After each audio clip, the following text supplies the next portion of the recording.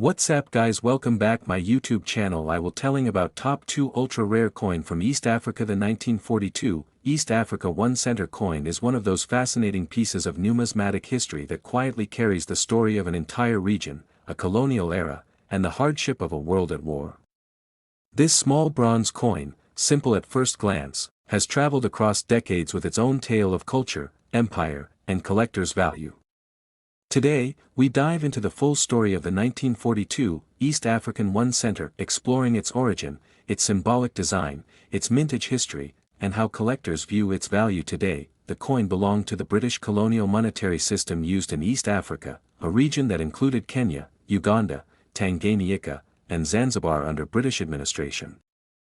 During the early 20th century, these territories did not have separate coinage. Instead, they shared a common East African currency issued by the East African Currency Board. The goal was to unify trade, simplify taxation, and maintain stronger economic control over the region.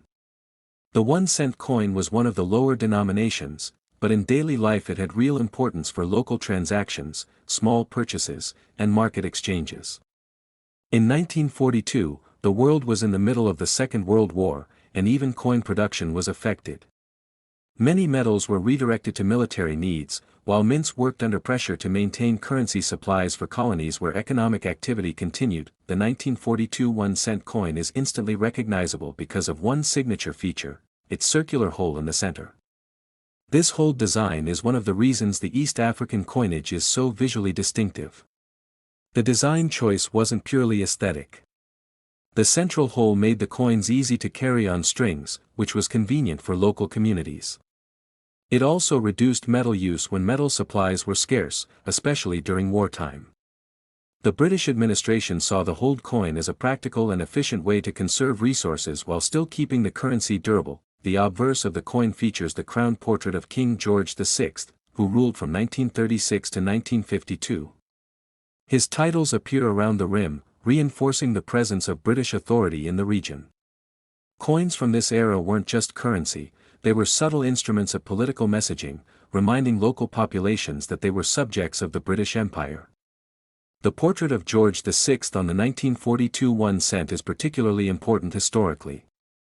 This was produced during the time when the United Kingdom was fully engaged in World War II, and the king served as a symbol of strength and stability for both Britain and its colonies. On the reverse side, the East Africa 1 cent coin displays the denomination and the iconic hole design surrounded by inscriptions that read East Africa, and the year of issue, 1942.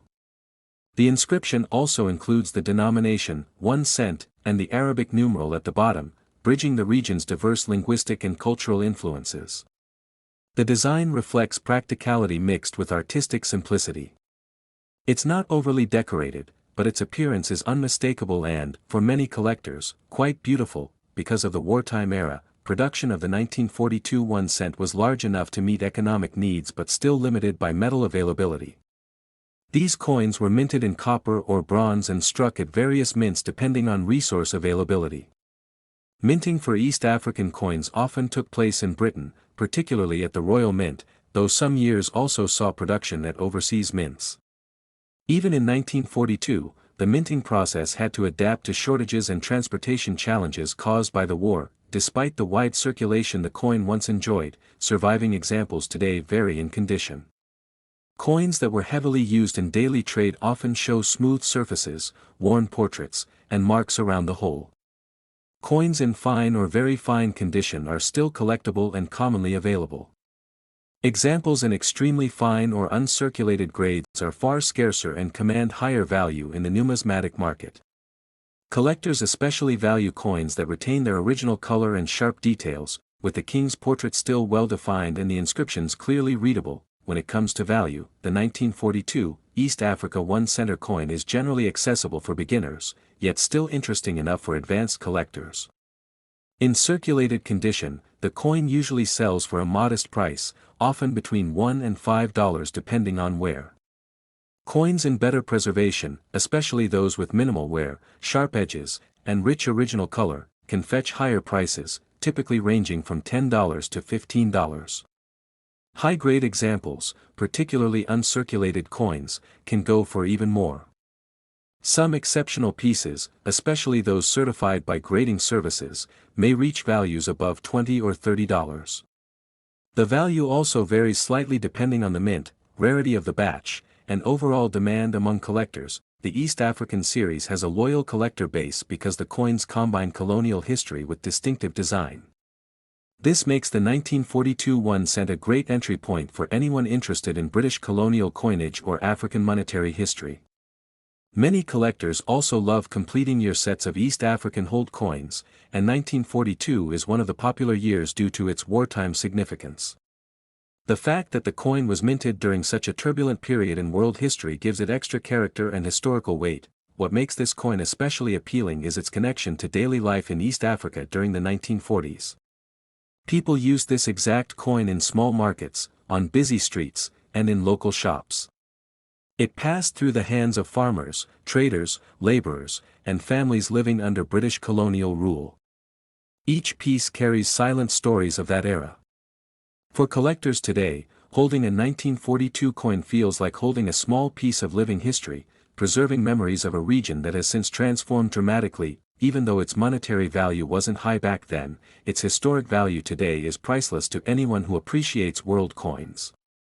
It is a reminder of the economic systems of the past, the spread of empire, and the everyday lives of people who lived through World War II far from the battlegrounds but still affected by the global turmoil. The 1942 East Africa 1 center coin remains a cherished collectible because it bridges history, design, and affordability.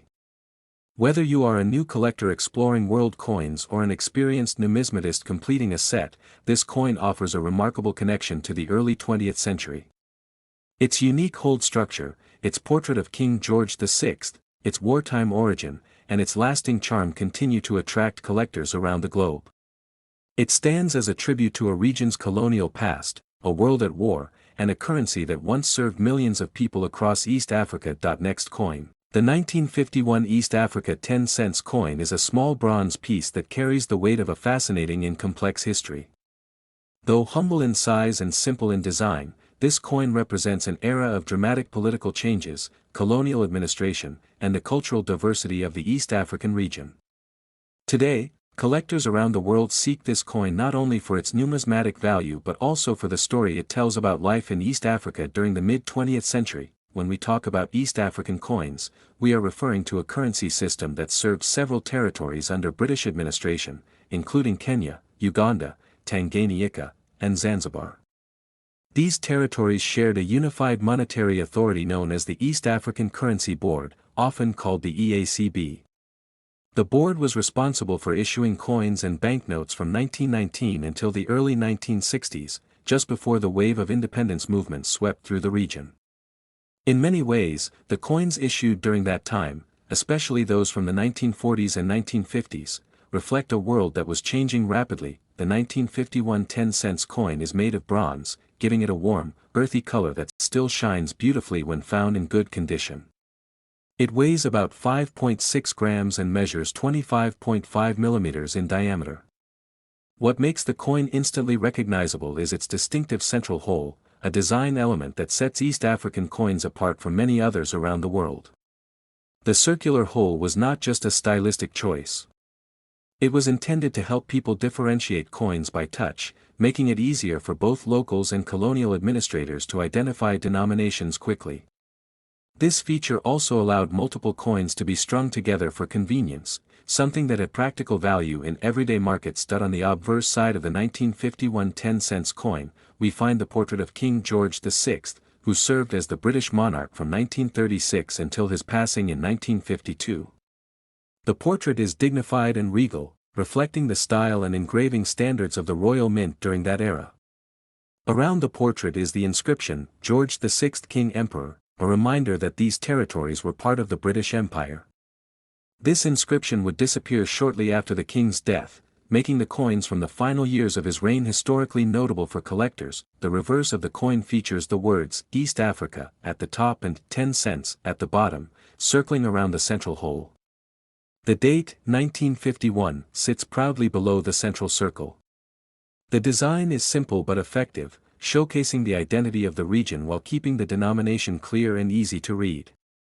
The reverse design remained fairly consistent for several years, helping to build a recognizable coinage system across East Africa. To understand why the 1951 issue is interesting, we must look at what was happening during that time. The early 1950s were a period of increasing political tension in British-ruled Africa. People in Kenya, Uganda, and Tanganyika were becoming more politically active, calling for greater representation and freedom. The economies of these territories were also evolving, influenced by agriculture, trade, and growing urban centers. Currency played an important role in this development, and coins like the 10 cents became essential tools for everyday life. From small purchases in local markets to official transactions, the 10 cents coin was widely circulated and heavily used. Because these coins were used so extensively, finding well-preserved examples today is not always easy. Most surviving pieces show moderate wear, especially around the edges and the central hole. Still, many collectors value even the worn coins because they carry real historical character. A heavily circulated 1951 10 cents coin might have passed through the hands of farmers, merchants, colonial officers, railway workers, or schoolchildren, each adding a layer to the coin's story. In the world of numismatics, the value of the 1951 East Africa 10 cents coin depends largely on its condition. Coins in average circulated condition are generally affordable. They may sell for around $1 to $3, depending on wear. Slightly better preserved examples, known as fine or very fine, can fetch higher prices. When the coin is found in extremely fine or uncirculated condition, something that is far less common, the value increases noticeably. Uncirculated coins, with their sharp details and original mint luster, can sell for much higher amounts, sometimes reaching $10 to $20 or more, depending on the market. Another factor that affects its value is collector interest. East African coins have a strong international collector base because they represent a unique blend of British colonial history and African heritage. The coins are also attractive to collectors who appreciate unusual designs, especially those featuring central holes. For these reasons, the 1951 10 cents coin remains consistently popular, even though it is not considered extremely rare. What makes this coin especially appealing is the historical transition it represents. The early 1950s were the last years of King George VI's reign, and the end of the era marked major political and cultural shifts. Just a few years after 1951, Queen Elizabeth II would ascend the throne, and new coins would gradually replace those bearing her father's portrait. At the same time, independence movements in East Africa would gain strength. By the early 1960s, Kenya, Uganda, and Tanganyika were on their way to becoming independent nations, each developing its own currency system. This means that the 1951 10 cents coin is one of the last pieces from a time when the entire region shared a single monetary identity. Collectors and historians today appreciate the coin not only for its design but also for its place in this broader timeline. Holding one of these coins feels like holding a part of the region's shared heritage. It symbolizes a moment before the countries of East Africa carved their own paths as independent nations. The coin's simple bronze composition and central hole make it visually striking, but its true value lies in the story it tells. Many coin enthusiasts enjoy acquiring coins from the East African series because they allow a collector to trace the evolution of the region from colonial rule to independence. The 1951 10 cents coin fits perfectly into that narrative. It is a piece that beginners can afford to add to their collection, while advanced collectors seek out higher-grade examples to complete their sets. For anyone interested in the history of Africa, the British Empire, or mid-20th century coinage, the 1951 East Africa 10 cents coin is a fascinating item. Its design reflects practical needs, its inscriptions reflect political realities, and its legacy reflects the resilience and diversity of the region. What may appear as a simple bronze coin is actually a doorway to the past, a reminder of how interconnected history can be, even through the smallest objects. Today, the 1951 10 cents coin remains a treasured collectible, valued not only for its monetary worth but also for the story it carries. From the bustling markets of Nairobi to the shores of Zanzibar, from colonial administration offices to ordinary homes, this coin touched countless lives. Its journey across decades and across continents continues today through the collections of people who appreciate its meaning. And while it may no longer be used in everyday transactions, it continues to circulate in a different way, through history, through storytelling, and through the hands of collectors who recognize its lasting significance.